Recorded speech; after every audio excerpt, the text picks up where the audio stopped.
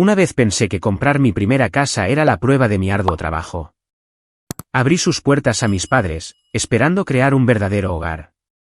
Pero una noche, mientras arreglaba las cámaras de seguridad que creía que solo servían para prevenir robos, la pantalla se iluminó y reveló un secreto espantoso. Un secreto lo suficientemente impactante como para helarme la sangre y hacerme dar cuenta de que el peligro que podía destruirme no estaba en las minas. Era mi propia carne y sangre. Hola, mi nombre es Lorenzo Carver. Tengo 30 años y vivo en un pequeño y tranquilo pueblo de Pensilvania, donde exuberantes colinas verdes abrazan sinuosas carreteras y viejas casas de ladrillo rojo. Soy ingeniero de minas, mi trabajo me lleva a través de túneles oscuros donde el polvo frío se adhiere a mi piel y el sudor empapa mi ropa. Nadie en mi familia pensó que llegaría a ser algo, pero lo logré. Compré una casa, un verdadero hogar, con mi propio sudor y perseverancia. Es de lo que más orgulloso estoy, aunque nadie en mi familia me haya dado una palmada en el hombro ni me haya ofrecido una palabra de elogio. No soy de los que hablan mucho de sí mismos, quizás porque crecí en una familia donde las palabras amables eran tan raras como la luz del sol en un invierno de Pensilvania. Mi padre, Rafael, es un hombre de unos 50 años, con el rostro curtido y grabado con arrugas profundas, como si hubieran sido talladas por su propia amargura. Es el tipo de persona que siempre te hace sentir pequeño, sin importar cuánto te esfuerces. Lorenzo, ¿qué has hecho en tu vida además de enterrarte en esas sucias minas?, decía con una sonrisa burlona que conozco desde la infancia. Nunca respondía, no por miedo, sino porque sabía que las palabras eran inútiles. Mi madre, María, es diferente.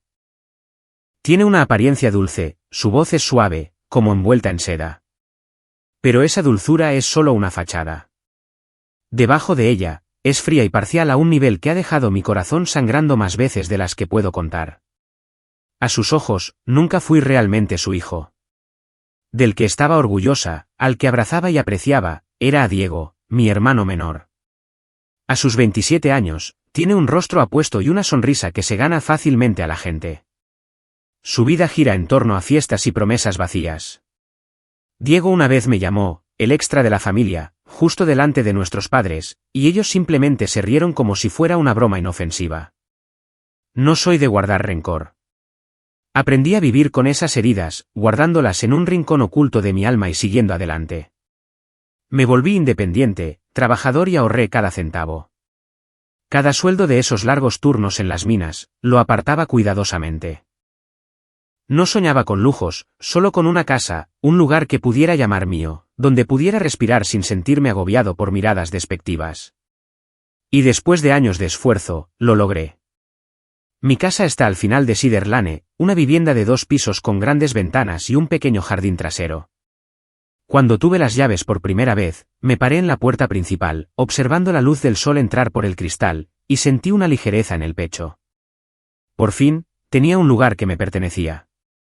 Pero lo que realmente me hizo feliz no fue solo la casa. Fue Isabella. Ella llegó a mi vida como una brisa fresca, disipando el frío que mi familia había dejado. Isabella es hermosa, con el pelo castaño ondulado y ojos que brillan como si contuvieran todo el cielo. Es encantadora, siempre sabe cómo hacerme reír, sin importar lo malo que haya sido mi día. Cuando estoy con ella, me siento visto, valorado, algo que nunca recibí de mi familia. Estamos comprometidos y nuestra boda se acerca. Pensé que, después de años de ser tratado como un extraño, finalmente había encontrado la felicidad. Pero la vida, como aprendí tras años de silenciosa resistencia, nunca te deja en paz por mucho tiempo. La sensación de calma que había encontrado en mi nuevo hogar, con sus ventanas soleadas y el pequeño jardín lleno de las margaritas de Isabella, de repente se sintió frágil cuando recibí una llamada de mi padre. Su voz al teléfono era seca, desprovista de calidez, más como una orden que una conversación. Lorenzo, tu madre y yo necesitamos quedarnos en tu casa un tiempo. La casa tiene problemas de fontanería. Es inhabitable. Prepara las cosas. Pasaremos este fin de semana. Me quedé allí, con el teléfono pegado a la oreja, sintiendo como el aire de la habitación se volvía más pesado. Problemas de fontanería. La excusa sonaba plausible, pero algo no encajaba. Desde que era niño, mis padres solo llamaban cuando necesitaban algo de mí. Arregla esto, paga aquello, o simplemente para recordarme que nunca estaría a la altura de Diego, mi hermano menor. Ahora, justo cuando acababa de comprar mi nueva casa, algo de lo que ni siquiera les había presumido, de repente querían mudarse. Nunca les hablé de esta casa, como lo sabían. Quería negarme, decir que necesitaba mi propio espacio, que me iba a casar pronto y estaba ocupado con los preparativos. Pero como siempre, el peso del deber oprimió mi pecho. Era el hijo mayor. No importaba cómo me trataran, todavía les debía el haberme criado. Quizás, me dije a mí mismo, era una oportunidad para arreglar las cosas. Quizás después de años de distancia, querían estar más cerca de mí. Respiré hondo, reprimiendo la inquietud que crecía en mi interior. De acuerdo, dije, con voz plana. Prepararé las cosas. Al colgar, me hundí en el sofá, mi mirada perdida por la ventana.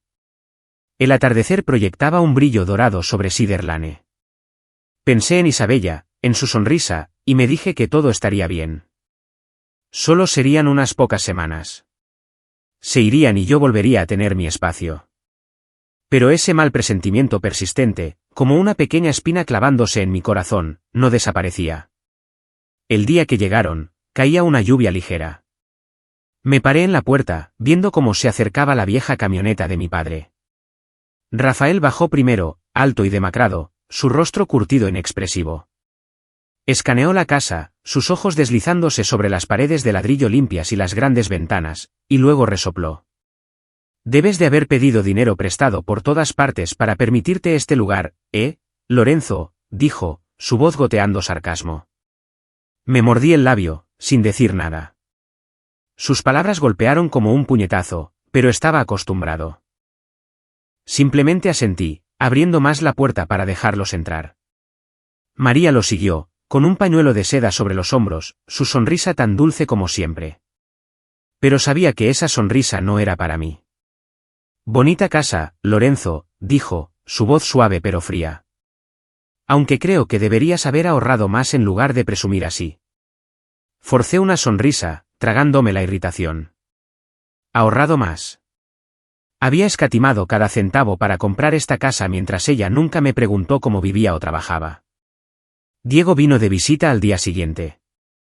Entró pavoneándose con su atuendo de moda y su sonrisa de suficiencia, arrojó su bolso en el sofá y se desparramó, encendiendo la televisión sin preguntar.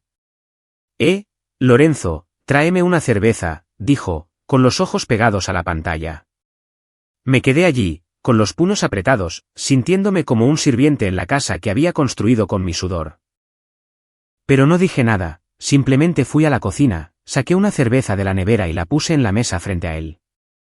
Ni siquiera me dio las gracias, solo sonrió con suficiencia, como si fuera lo más natural del mundo que yo le sirviera.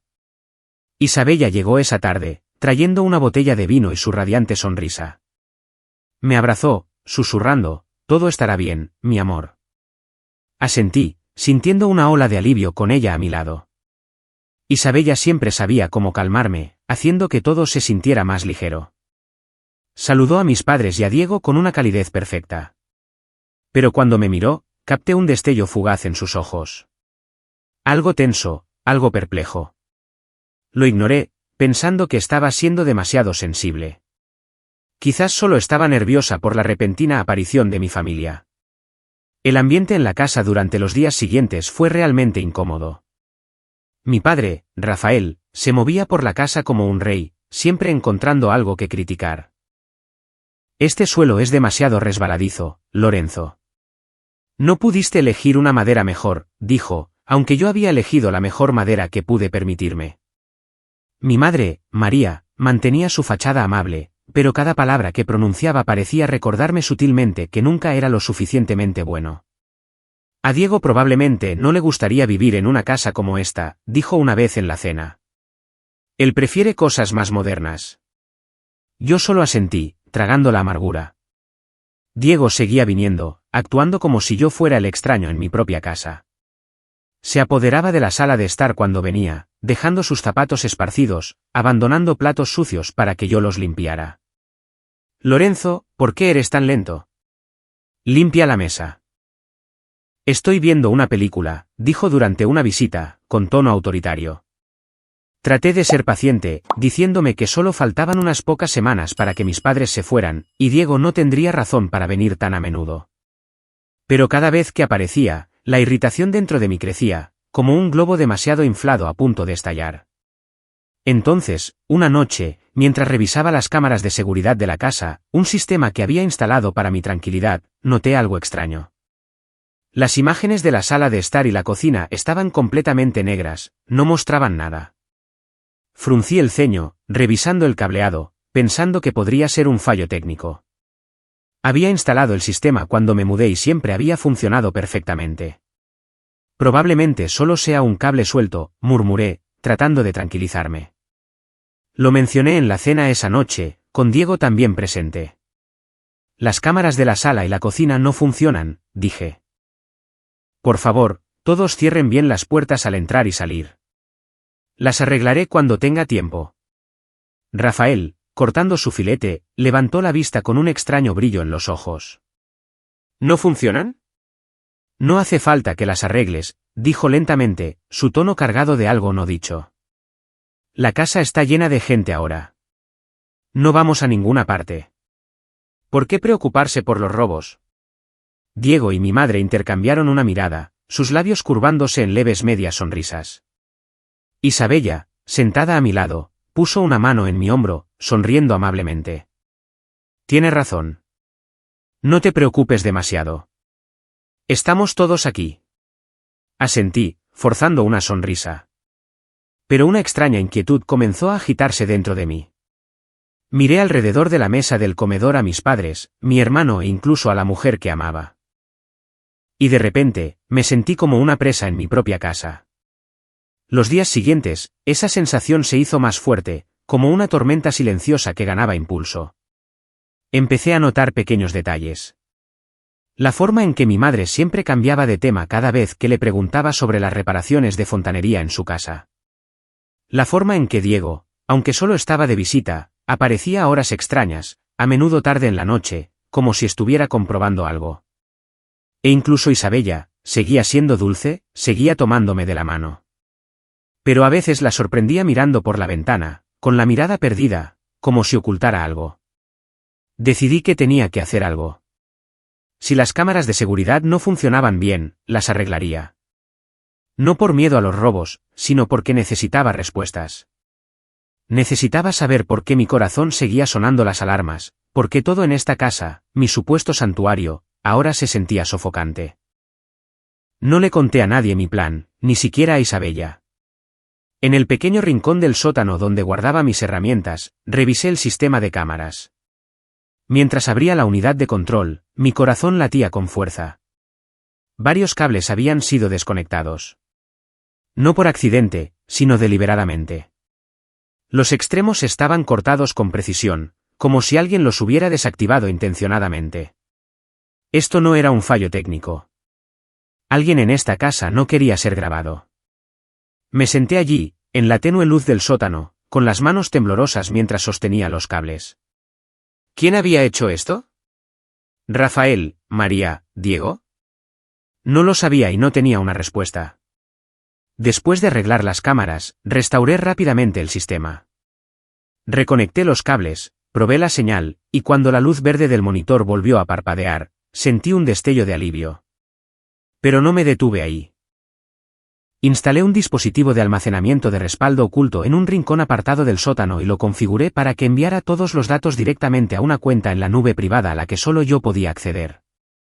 Si algo estaba sucediendo en esta casa, lo descubriría. Necesitaba la verdad, por dolorosa que fuera. Una noche, mientras la lluvia repiqueteaba afuera y la casa se sumía en el silencio, me senté en mi pequeño estudio, con la puerta bien cerrada. Abrí mi portátil, accedí a la cuenta en la nube y comencé a revisar las grabaciones de las cámaras. No sabía lo que buscaba. Quizás solo tranquilidad o una señal para disipar mi inquietud. Pero lo que vi me heló la sangre. La grabación comenzaba la noche anterior en la sala de estar, después de que me hubiera ido a la cama. Rafael, María, Diego e Isabella. Estaban sentados alrededor de la mesa de café, sus voces en susurros, sus rostros tensos. Subí el volumen, mi corazón latiendo como si fuera a estallar. Rafael habló primero, su voz baja y cortante. Lorenzo no es de nuestra sangre. Ya lo hemos criado suficiente tiempo. Dejé de respirar, como si alguien me hubiera dado un puñetazo en la cara. No era de su sangre. Era adoptado. Los años de desprecio, de ser tratado como un extraño. Las palabras burlonas. De repente, todo cobró sentido, como un rompecabezas encajando. Pero eso no era lo peor. Diego, sentado junto a Isabella, le pasó un brazo por los hombros con una familiaridad inquietante, una sonrisa de suficiencia en sus labios. Eres brillante, Isabella, dijo, su voz goteando deleite. Lorenzo ha caído por completo en la trampa. Solo aguanta unas semanas más y todo será nuestro. Isabella sonrió, pero no era la sonrisa dulce que yo amaba. Era fría, calculadora. Sentí como si mi corazón estuviera siendo aplastado. María, con su falsa dulzura, intervino. Gracias, Isabella. Gracias a ti, ya hemos conseguido una buena cantidad de dinero de Lorenzo. Esa historia de que tu padre necesitaba dinero para un tratamiento de riñón fue un golpe de genio.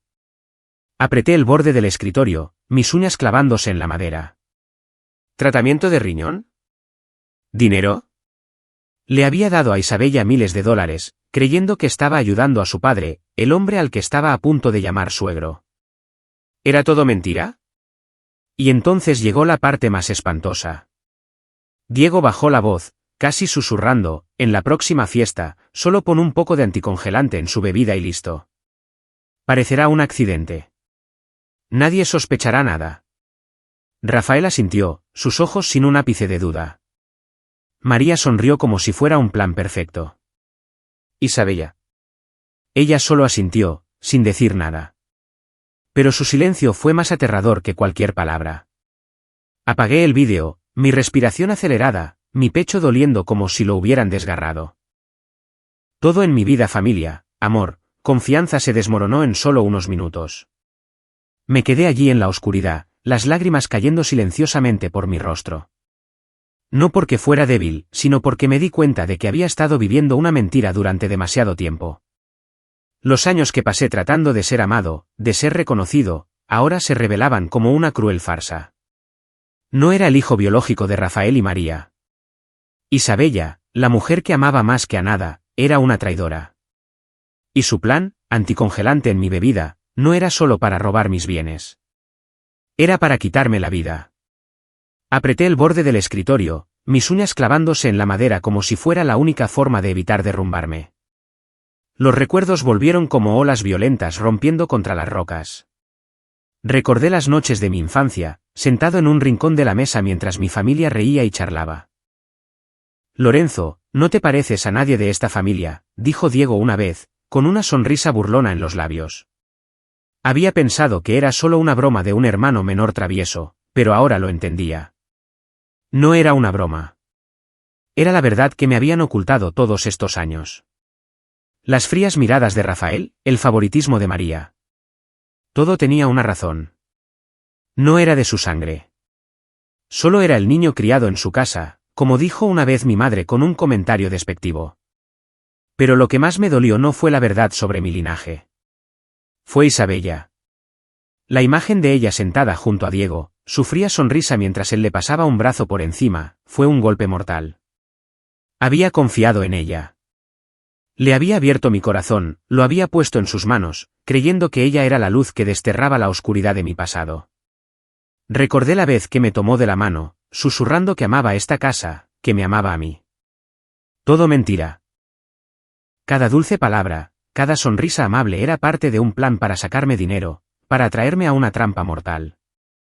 Había creído que estaba haciendo lo correcto. Pero solo era una presa tonta. Me sequé las lágrimas, mi respiración se estabilizó lentamente, aunque mi pecho todavía se sentía aplastado. Una parte de mí quería bajar corriendo, confrontar a Rafael y María en ese mismo momento, gritarles, exigir respuestas. Quería llamar a Isabella, interrogarla, preguntarle cómo podía mirarme a los ojos y mentir. Pero en medio de la rabia y la desesperación, una pequeña voz en mi cabeza habló. Mantén la calma, Lorenzo. Si actúas ahora, lo perderás todo. Respiré hondo, obligándome a sentarme derecho. Ya no era el niño de 15 años que apretaba un tenedor para contener las lágrimas. Ya no era el hijo que anhelaba el amor de su familia. Era un hombre y tenía que protegerme. Volví a abrir el portátil, hice una copia de seguridad de todo el vídeo en un disco duro aparte y revisé la cuenta en la nube para asegurarme de que todo estuviera seguro. Esas imágenes, la voz de Rafael, la sonrisa de Diego, el silencio cómplice de Isabella, eran mi prueba, mi arma. No les haría saber que había descubierto la verdad. Si los alertaba, lo negarían, destruirían las pruebas y perdería mi oportunidad. Tenía que ser más inteligente, más paciente, aunque significara vivir con personas que planeaban matarme. A la mañana siguiente, bajé a la cocina, tratando de actuar con normalidad. María estaba preparando café, el aroma familiar llenaba el aire, pero ahora solo me hacía sentir sofocado. Buenos días, mamá, dije, con voz uniforme, forzando una sonrisa. Se giró, dándome esa sonrisa amable que una vez anhelé, pero que ahora veía como falsa. Buenos días, querido. ¿Dormiste bien?, preguntó como si nada. Asentí, sirviendo café en una taza, tratando de que no me temblaran las manos. Rafael entró, su mirada recorriéndome como de costumbre, fría y despectiva. ¿Vas a trabajar temprano hoy, Lorenzo?, preguntó, su tono cargado de algo no dicho. Asentí, manteniendo mi respuesta breve, temiendo que si hablaba demasiado, la rabia dentro de mí se desbordaría. Isabella vino esa tarde con un ramo de margaritas, las flores que sabía que me encantaban. Para alegrar nuestro hogar, dijo, su sonrisa tan radiante como la luz del sol. La miré a los ojos, buscando siquiera un atisbo de sinceridad, pero todo lo que vi fue engaño. La abracé, susurrando, gracias. Pero por dentro, sentí que estaba abrazando a una extraña. Hablé de la boda, de los planes que habíamos hecho, como si todo fuera normal. Quiero que todo sea perfecto para ti, dije, y ella asintió, sus ojos brillando. Pero sabía que ese brillo no era para mí. Después de que se fue, conduje hasta la oficina de un abogado de confianza, el señor James, que me había ayudado con el contrato de compra de la casa. Le conté todo, desde el vídeo hasta el complot que involucraba a mi familia e Isabella. Le mostré una copia de la grabación y su rostro se endureció. Lorenzo, esto es serio, dijo, su voz grave. Pero si los confrontas ahora, lo negarán, afirmarán que es un malentendido o destruirán las pruebas. Tienes que esperar. Deja que actúen, y entonces tus pruebas serán innegables. Asentí, aunque mi corazón latía con miedo e ira. Esperar significaba que tenía que seguir viviendo con personas que me querían muerto, sonriéndoles, fingiendo que no sabía nada. Pero el señor James tenía razón. Necesitaba pruebas más sólidas, no solo sus palabras en un vídeo, sino acciones concretas. Volví a casa, diciéndome que podía hacerlo. Ya no era el niño que anhelaba amor. Era Lorenzo Carver, y protegería mi vida a toda costa. En los días siguientes, viví como un actor en un escenario. Le sonreí a María, charlé con Rafael y abracé a Isabella como si nada hubiera cambiado. Hablé de la boda, del futuro, de sueños que sabía que nunca se harían realidad. Cada sonrisa, cada palabra mía era una máscara que ocultaba el fuego que ardía en mi corazón. Cada mañana, me despertaba sintiendo que entraba en un campo de batalla invisible. Mi casa, antes un santuario, ahora se sentía como una zona de guerra.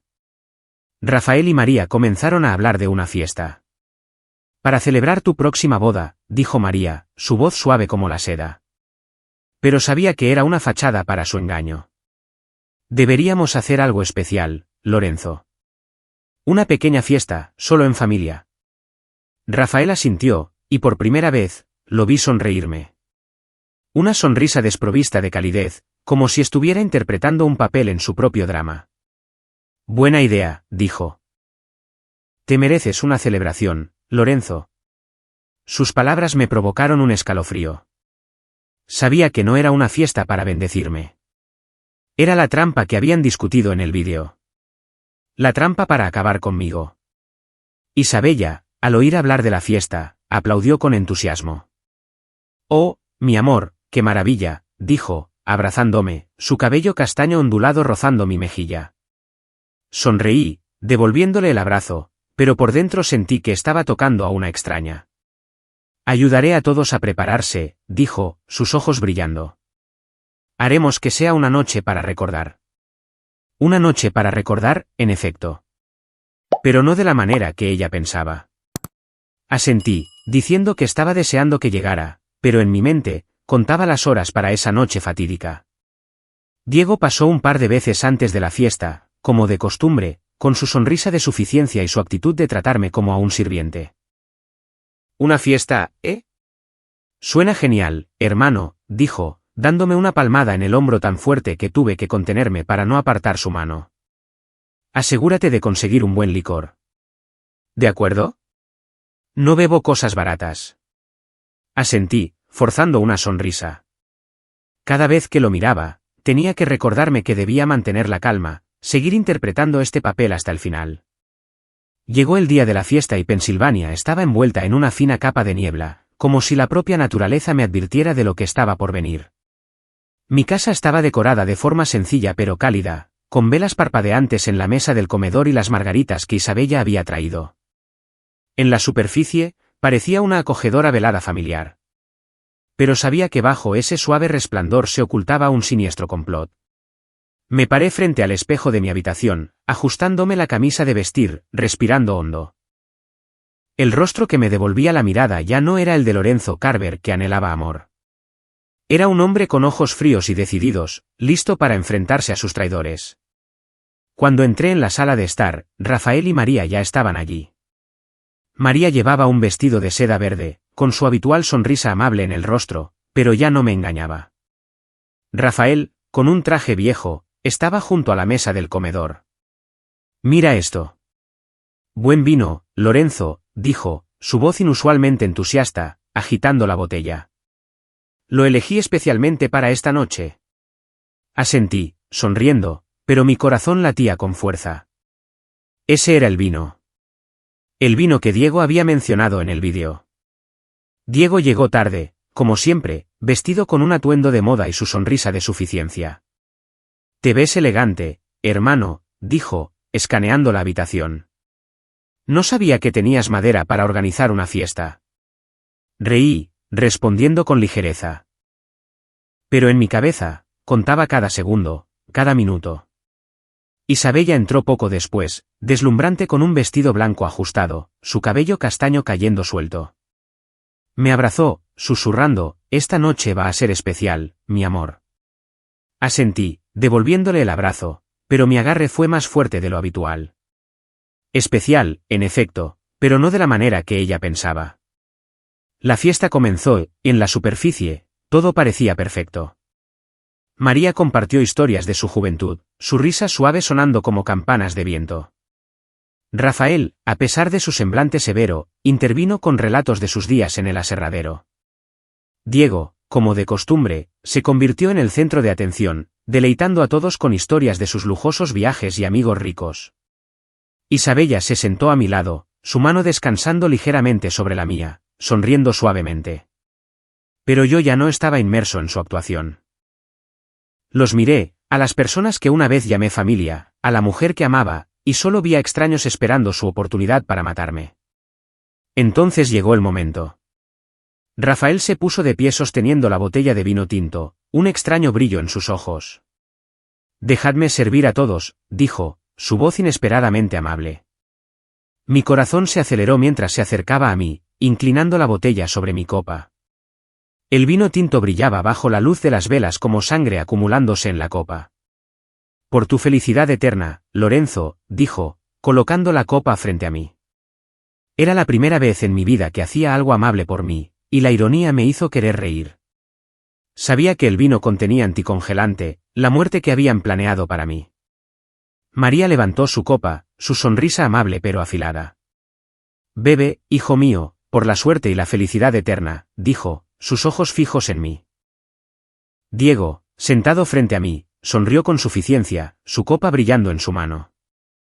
«Bebe, hermano», dijo, su tono alentador. Isabella apretó mi mano, instándome suavemente. «Bebamos juntos, mi amor, por nosotros». Todos los ojos en la habitación estaban sobre mí, esperando, tensos, como lobos rodeando a su presa. Levanté mi copa, sonriendo, pero por dentro contaba cada respiración. Por todos, dije, mi voz firme, chocando mi copa con las suyas. El sonido del cristal resonó en el aire, nítido como una advertencia.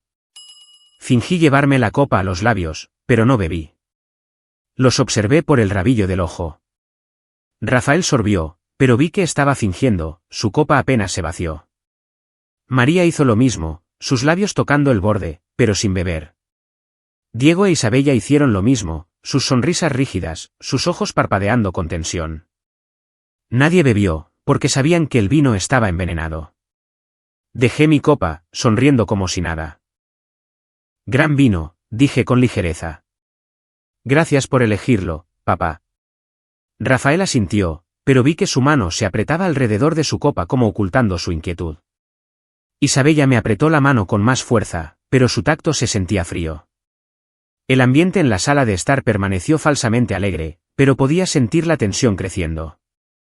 Mantuve mi rostro tranquilo, una sonrisa amable en mis labios, pero por dentro contaba cada segundo. Sabía que el momento estaba cerca. Antes de que comenzara la fiesta, había contactado a mi abogado, James, enviándole una copia del vídeo de la cámara oculta. Le dije que esta noche sería cuando actuarían y que necesitaba que estuviera preparado. No sabía exactamente cuándo llegarían él y la policía, pero confiaba en que no me dejarían enfrentar la muerte solo. Entonces, como un trueno en un cielo despejado, un golpe rápido en la puerta interrumpió la historia de Diego. Todos se sobresaltaron, sus ojos se volvieron hacia la entrada. Rafael se levantó, su rostro endureciéndose, aunque intentó mantener una fachada de calma. Yo voy, dijo, su voz rígida. María apretó su servilleta con fuerza, su sonrisa desvaneciéndose, reemplazada por una expresión pálida y ansiosa. Diego dejó de hablar, su mano congelada en el aire, su copa de vino temblando. Isabella soltó mi mano, sus ojos brillaron de pánico antes de enmascararlo con una sonrisa forzada. Yo me quedé quieto, mi corazón latiendo con fuerza, pero no de miedo. Era el pulso de la anticipación. Rafael abrió la puerta y escuché la voz baja y clara de James, mi abogado. Sr. Rafael Carver, tenemos una orden de registro del Tribunal del Distrito. Entró, seguido por dos policías uniformados, sus rostros serios. Uno sostenía un documento, presentándoselo a Rafael. El aire en la habitación se volvió instantáneamente pesado, como si un velo de fingimiento hubiera sido rasgado. María dejó escapar un pequeño grito ahogado, llevándose la mano a la boca. Diego se enderezó, su copa de vino se le escapó de la mano, el líquido rojo derramándose sobre la mesa como sangre. Isabella se aferró a su vestido, sus ojos dirigiéndose hacia mí, pero no le devolví la mirada. Ya no quería encontrarme con esos ojos engañosos. James entró en la sala, su mirada aguda pero compuesta. Colocó su portátil sobre la mesa del comedor, entre los platos de comida y las copas de vino. Creo que todos deberían ver esto, dijo, su voz firme pero autoritaria. Rafael intentó hablar. ¿Qué está pasando aquí? No tienen derecho a irrumpir en la casa de mi hijo. Pero su voz temblaba, carente de autoridad real. El oficial a su lado levantó una mano para señalar silencio. Déjenos hacer nuestro trabajo, señor Carver. James abrió el portátil y el vídeo de la cámara oculta comenzó a reproducirse. El sonido llenó la habitación silenciosa, claro y escalofriante. Eran mis padres admitiendo que era adoptado, su conversación con Diego e Isabella conspirando para estafarme, y planeando fríamente envenenarme con anticongelante en mi vino esa noche para apoderarse de la casa en la que vivía. Cada palabra, cada frase cortaba el aire como un cuchillo. Me senté allí, observando los rostros de aquellos a quienes una vez llamé familia. Rafael se quedó helado, sus ojos pegados a la pantalla como si no pudiera creer que sus propias palabras se estuvieran reproduciendo. María rompió a llorar, pero sabía que no eran lágrimas de remordimiento. Temblaba, murmurando, no, es un malentendido. Solo estábamos bromeando. Diego sudaba, su apuesto rostro ahora contraído por el pánico. ¿Qué es esto? ¿Quién montó este vídeo?, tartamudeó, pero su voz era débil, como si ni siquiera él creyera su propia negación. Isabella, sentada a mi lado, permanecía inmóvil como una estatua. Su rostro estaba pálido, sus labios apretados, sus ojos evitando los míos. James detuvo el vídeo, su mirada recorriendo a todos en la habitación. Esto no es una broma, dijo, su voz fría como el acero. Esto es evidencia de una conspiración para cometer asesinato y robo de propiedad. Uno de los oficiales se acercó a la mesa, recogiendo con cuidado la botella de vino tinto, la que Rafael me había servido, y la colocó en una bolsa de pruebas. Analizaremos esto en busca de toxinas, dijo el oficial, su voz tranquila pero imponente. Si se encuentra anticongelante, enfrentarán cargos graves. Rafael se levantó de un salto, su voz casi un grito. Esto es absurdo. No hicimos nada. Lorenzo, vas a quedarte ahí sentado y dejar que incriminen a tus padres. Lo miré, mis ojos fríos, desprovistos de la ingenuidad que una vez tuve. Padres, dije, mi voz tranquila pero afilada como una cuchilla. Dijiste que no soy de tu sangre. Entonces, ¿qué soy para ti ahora? Rafael vaciló, su rostro palideciendo, incapaz de encontrar palabras. María se cubrió el rostro, sollozando ruidoso. Pero sabía que era una actuación. Lorenzo, ¿cómo pudiste hacerle esto a tu madre? Yo te crié, gritó, su voz temblorosa. Pero ya no me conmovía. La miré, mi mirada inquebrantable. ¿Criarme para poder matarme por dinero? ¿A eso lo llamas amor? Ella se quedó en silencio, las lágrimas aún cayendo, pero sin palabras para defenderse. Diego, desaparecida su suficiencia, ahora era solo una figura aterrorizada. Lorenzo, lo has entendido todo mal. Solo bromeaba, como siempre. Ya me conoces, dijo, su voz quebrándose, pero sus ojos lo traicionaron. Isabella finalmente habló, su voz temblorosa. Lorenzo, no te creas ese vídeo. Yo nunca querría hacerte daño. Pero no pudo mirarme a los ojos, su mirada se desvió. El segundo oficial se adelantó, sacando otro documento. Rafael Carver, María Carver, Diego Carver e Isabella Torres. Están bajo arresto temporal por conspiración para cometer asesinato y robo de propiedad, dijo, su voz clara y resonante en la ahora habitación sepulcral. Tienen derecho a permanecer en silencio. Cualquier cosa que digan puede ser usada en su contra en un tribunal. Rafael forcejeó mientras la policía lo esposaba, todavía murmurando que todo era un malentendido. María lloró más fuerte, pero nadie se conmovió.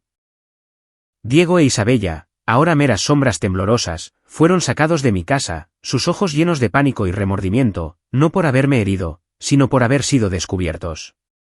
Me senté allí, mi mirada fría, observando cómo la fiesta de celebración se derrumbaba.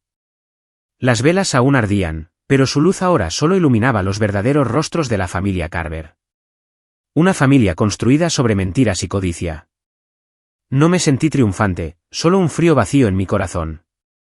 Pero sabía que había hecho lo correcto. Después de un momento de silencio, me levanté, apagué las velas y dejé que la habitación se hundiera en la oscuridad.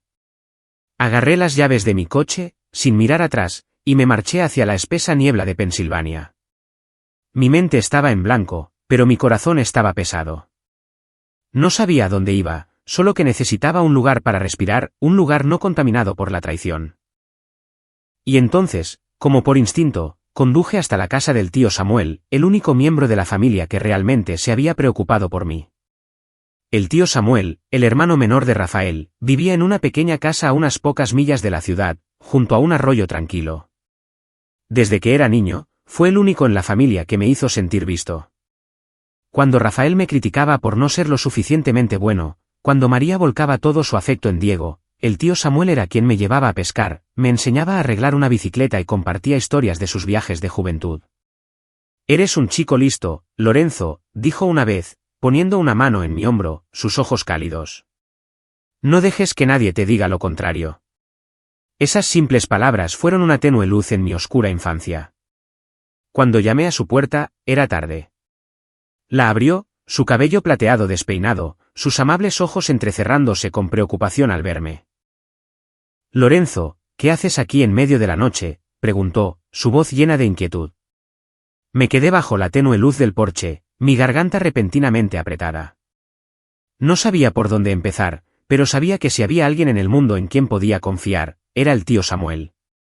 Entré y me senté en su gastado sillón en la sala de estar.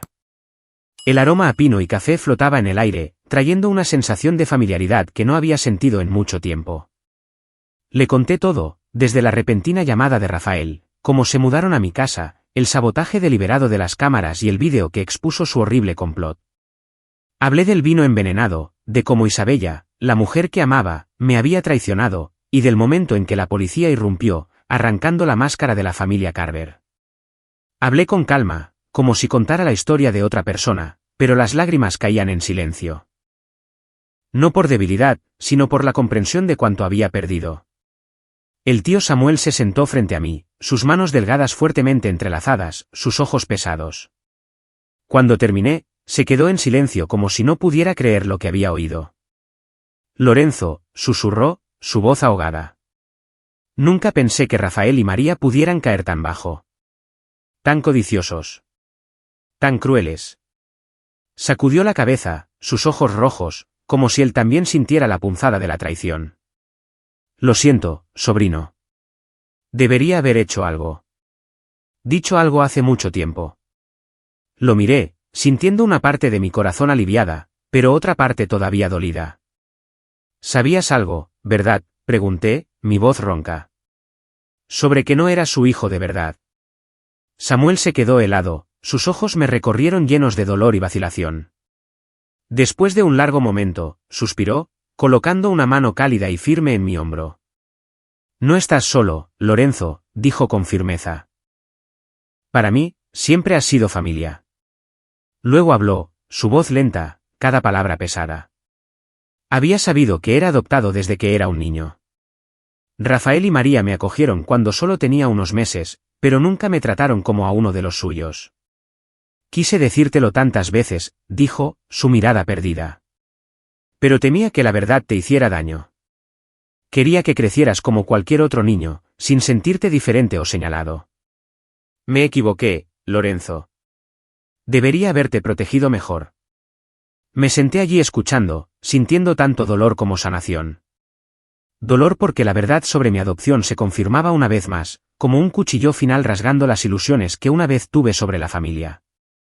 Pero sanación por el cuidado genuino de Samuel. A través de todos los años de desprecio de Rafael, la indiferencia de María y las burlas de Diego, Samuel fue el único que me miró con amor incondicional. Tío, dije, mi voz quebrándose. No te culpo. Solo me alegro de tenerte todavía. Me apretó la mano con fuerza, sus ojos brillando a pesar de la tristeza. Eres fuerte, Lorenzo, dijo. Has superado tanto, y estoy orgulloso de ti. No importa lo que Rafael y María hicieran, no importa la verdad, para mí eres familia. Esas simples y sentidas palabras fueron como un rayo de luz atravesando la densa oscuridad de mi corazón. Por primera vez en días, sentí que no estaba solo. Todavía tenía una conexión verdadera. Un miembro de la familia que no necesitaba sangre para amarme. Nuestra conversación se alargó hasta la noche. Samuel preparó café y nos sentamos a hablar de los viejos tiempos, de los viajes de pesca, de las veces que me enseñó a atar un nudo de pesca, de las escapadas secretas a por helado cuando Rafael me regañaba por romper un jarrón. Esos pequeños recuerdos fueron un bálsamo para mi alma. Me di cuenta de que, a pesar de la traición de la familia Carver, todavía tenía a Samuel, y eso era suficiente para hacerme sentir más fuerte. Cuando salí de su casa, estaba amaneciendo. La primera luz de la mañana asomaba sobre las colinas de Pensilvania, proyectando un brillo dorado en el camino por delante. Conduje a casa, sintiendo como si una parte del peso en mi corazón se hubiera levantado. Todavía estaba herido, todavía dolido, pero ya no me sentía perdido. Samuel me había dado un ancla, una razón para creer que todavía había bondad en el mundo. Semanas después, el caso fue llevado a juicio. Rafael, María, Diego e Isabella fueron detenidos, esperando ser procesados por conspiración para cometer asesinato y robo de propiedad. Mi abogado, James, me llamó para decirme que querían verme en el centro de detención. Una parte de mí quería negarse, cortar los lazos por completo, pero otra parte, la que todavía anhelaba la más mínima explicación, me obligó a aceptar. Necesitaba mirarlos a los ojos, escuchar sus palabras, no para perdonar, sino para afirmar que tenía razón al luchar para protegerme. El centro de detención estaba en las afueras de la ciudad, un sombrío edificio gris con frías paredes de hormigón y vallas de alambre de espino. Entré en la sala de visitas, el aire cargado con el olor a desinfectante y el sonido de las cerraduras. Un guardia me llevó a una pequeña habitación donde una mesa de acero estaba atornillada al suelo, flanqueada por rígidas sillas de plástico. Un grueso panel de vidrio me separaba del otro lado, donde aparecerían Rafael, María y Diego. Me senté, con las manos entrelazadas, la mirada firme a pesar de mi corazón acelerado. Rafael fue el primero, su figura alta y demacrada ahora desmejorada en un mono de prisión naranja. Se sentó, sus ojos aún con esa mirada severa, pero la arrogancia había desaparecido. Lorenzo, comenzó, su voz ronca. No lo entiendes. Eran deudas. No tenía elección. La vida, el destino. Me arrinconó. Lo miré fijamente, sin pestañear, en silencio. ¿Deudas? ¿Destino? Esas excusas sonaban baratas. Él había elegido matarme, sacrificarme por su codicia, y ahora lo llamaba destino. Sacudí la cabeza, los labios apretados, negándome a dejar que la emoción me influyera. María fue la siguiente, sus ojos hinchados y rojos, su cabello plateado despeinado. Se cubrió el rostro, sollozando mientras se sentaba. Lorenzo, hijo mío, dijo, su voz temblorosa. ¿Cómo pudiste hacerle esto a tu familia? Te crié, te di todo, y nos traicionaste. Sus palabras cortaron como un cuchillo, no porque dolieran, sino porque me sorprendió su audacia. Traicionado. Llamaba a mi lucha por salvar mi vida traición. La miré directamente a los ojos, mi voz fría. El amor maternal del que hablas. ¿Era eso planear quitarme la vida por dinero? María se quedó helada, las lágrimas aún caían, pero no tenía respuesta. Sabía que no quedaba nada que decir. Diego fue el último. Entró, ya sin su sonrisa de suficiencia ni su apariencia pulida. Tenía los ojos rojos, pero vi un destello de resentimiento aún persistente. Lorenzo, yo. Lo siento, dijo, su voz vacilante. No quería que las cosas llegaran tan lejos, pero tú siempre.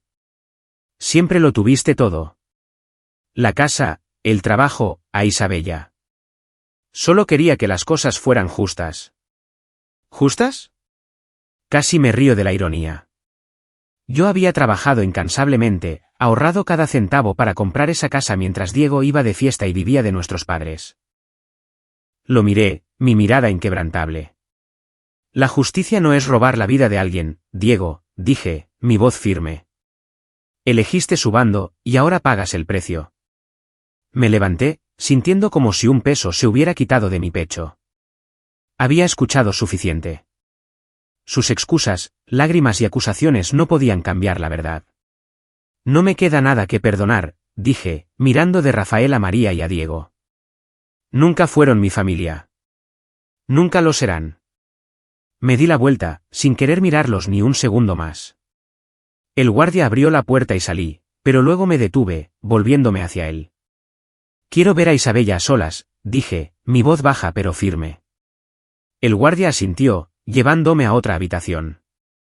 Me senté a esperar, mi corazón latiendo con fuerza, no porque esperara una explicación, sino porque quería enfrentarla, a la mujer que una vez amé, que me hizo creer que era digno de amor.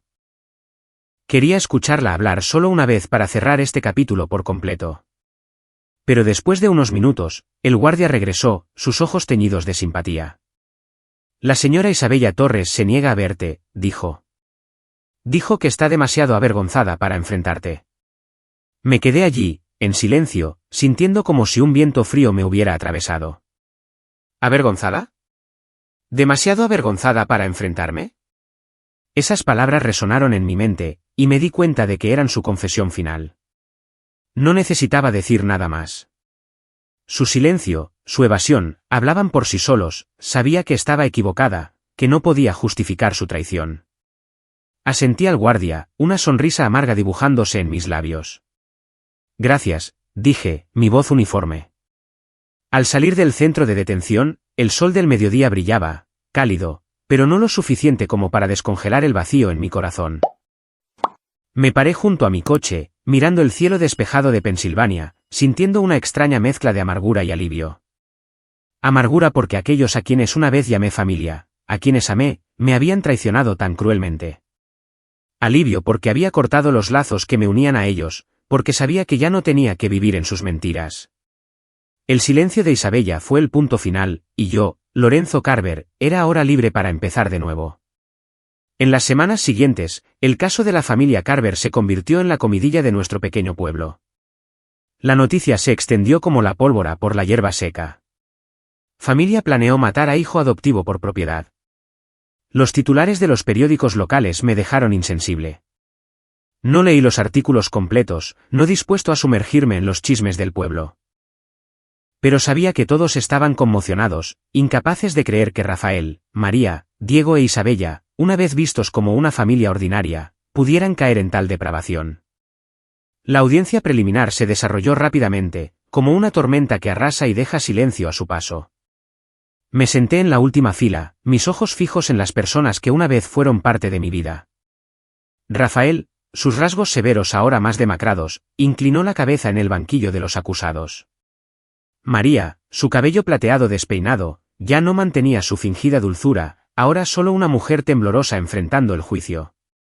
Diego, despojado de su sonrisa de suficiencia, evitaba el contacto visual como si tratara de escapar de la verdad. Isabella, todavía hermosa pero pálida, permanecía en silencio, incapaz de levantar la cara. Mi abogado, James, presentó las pruebas con calma y precisión. Se reprodujo el vídeo de la cámara oculta, cada palabra cruel de Rafael, María, Diego e Isabella resonando en la sala del tribunal, clara e innegable. La botella de vino tinto, tras el análisis forense, se confirmó que contenía anticongelante, una dosis letal suficiente para matar en horas.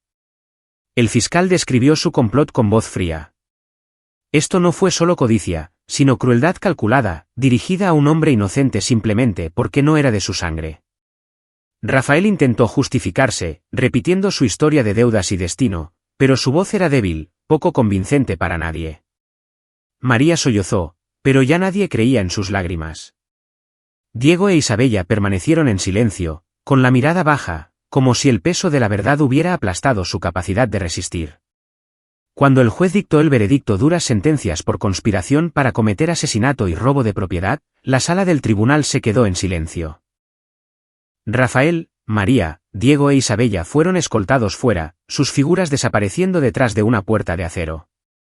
La comunidad local estaba atónita. Vecinos, compañeros de trabajo en la mina de carbón, incluso gente que apenas conocía, me miraban con una mezcla de lástima y asombro. Lorenzo, ¿cómo superaste esto?, preguntó un colega durante el almuerzo. Me encogí de hombros, ofreciendo una leve sonrisa. Simplemente tuve que seguir viviendo, dije. Pero por dentro, sabía que esa no era toda la verdad. Sobreviví no porque fuera fuerte, sino porque no tenía otra opción. Regresé a mi casa al final de Cedar Lane, pero ya no se sentía como el santuario que una vez aprecié. Cada rincón, cada silla me recordaba los días que viví en el engaño. La mesa del comedor donde Rafael sirvió el vino envenenado. El sofá donde Diego se tumbaba y me trataba como a un sirviente. El jardín donde Isabella plantó margaritas y dijo que me amaba. Eran como cicatrices, pero no quería abandonar esta casa. Era mi logro, la prueba de los años que luché por construir mi vida. Decidí transformarla, hacerla mía de nuevo. Comencé a renovar la casa como una forma de borrar los dolorosos recuerdos. Repinté las paredes, eligiendo un azul suave para reemplazar el blanco frío.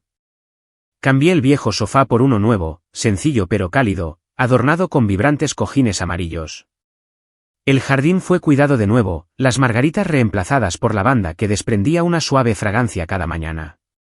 Instalé ventanas más grandes, dejando que la luz del sol inundara cada rincón.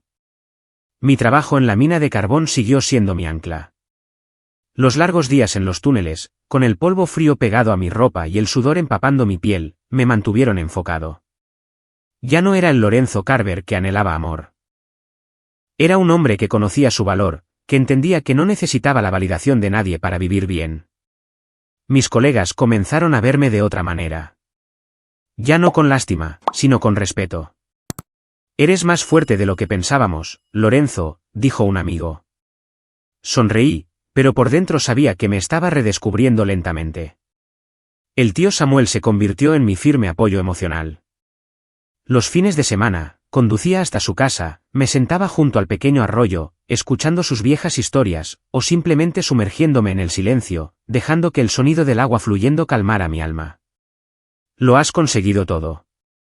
Una casa, un trabajo, una vida decente. Eso es algo que Rafael y María nunca entendieron, dijo. Asentí, sintiendo mi corazón calentarse. Empecé a conocer gente nueva, vecinos amables, colegas que me invitaban a tomar una cerveza después del trabajo. Me uní a un club de senderismo, explorando las exuberantes colinas verdes de Pensilvania, donde encontré la paz que creía haber perdido. No tenía prisa por encontrar un nuevo amor, pero sabía que mi corazón todavía era capaz de abrirse una vez que el tiempo hubiera curado las cicatrices. Mirando hacia atrás en mi viaje, me di cuenta de que mi vida, aunque llena de dolor, me ha enseñado lecciones que ninguna aula podría impartir. Los días vividos en el engaño de la familia Carver, los momentos en que me enfrenté a una copa de vino envenenada y las ocasiones en que me levanté para proteger mi vida, todo esto me ha convertido en el hombre que soy hoy. Quiero compartir mi historia, no para regodearme en el dolor, sino para transmitir un mensaje, lecciones y consejos que pagué con sangre y lágrimas. Primero, aprendí que la familia no siempre se define por la sangre. Una vez llamé a Rafael y María mis padres, vi a Diego como mi hermano y creí que Isabella sería mi compañera de por vida. Pero ellos, los que pensé que eran mi sangre, estaban dispuestos a quitarme la vida por codicia y egoísmo.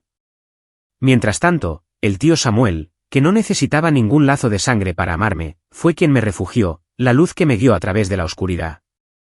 La verdadera familia no reside en la sangre que corre por tus venas, sino en las acciones, en la protección y en la sinceridad. Samuel lo demostró al estar a mi lado, al verme como un hijo, aunque no llevara su sangre. La traición de la familia Carver me enseñó una dura lección. La codicia, las deudas y el egoísmo pueden convertir a las personas que más amas en tus enemigos más peligrosos. No eran monstruos de cuentos de hadas. Eran personas comunes y corrientes desviadas por su propia codicia. Esta lección fue dolorosa, pero me hizo darme cuenta de una verdad: cuando estás en una relación tóxica, ya sea con la familia o con un amante, a veces debes tener el coraje de cortar los lazos. Lo hice no por venganza, sino para protegerme. Dejar ir las relaciones tóxicas no es un fracaso. Es una liberación. También aprendí que la confianza es preciosa, pero no debe ser ciega. Una vez confié incondicionalmente en Isabella, creí que su amor era real. Pensé que Rafael y María, a pesar de su frialdad, seguían siendo familia.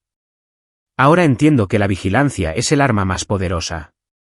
No ignores los sentimientos de inquietud. No descartes las señales extrañas. Si no hubiera revisado las cámaras, si no hubiera reunido pruebas en silencio, podría no estar aquí contando esta historia. A pesar de ser traicionado por aquellos a quienes llamé familia, encontré luz en la oscuridad. El tío Samuel, con su cuidado incondicional, me recordó que la verdadera familia no requiere sangre. Los vecinos amables, los colegas dispuestos a escuchar y los nuevos amigos en el club de senderismo, son la prueba de que los vínculos pueden construirse sobre la sinceridad. Perdí una familia falsa, pero encontré relaciones genuinas, personas que no necesitan que demuestre mi valía para amarme. Mi historia no es de una victoria triunfal. Es una historia de pérdida, de traición, pero también de libertad. A veces, la pérdida es el único camino para encontrarte a ti mismo. Perdí a quienes una vez amé, pero encontré fuerza interior, claridad y nuevas conexiones sinceras. Ya no soy el Lorenzo Carver que anhela amor, ya no soy el hijo adoptivo que intenta complacer a una familia que nunca lo vio como suyo. Soy Lorenzo Carver, un hombre que ha superado la oscuridad, ha construido un verdadero hogar y está viviendo una vida que le pertenece. Cada mañana, me paro en mi ventana, viendo la luz del sol filtrarse a través de la lavanda en el jardín, y sé que he encontrado mi luz. No el brillo artificial de las velas de aquella horrible noche de fiesta, sino la luz de mi propio corazón. Un corazón una vez roto, pero que ahora aprende a latir de nuevo, más fuerte que nunca. Si estás leyendo esta historia, tengo una cosa que decir. Confía en ti mismo. Mantente vigilante y no temas caminar solo. Porque a veces, en la oscuridad de la traición, encontrarás tu propia luz.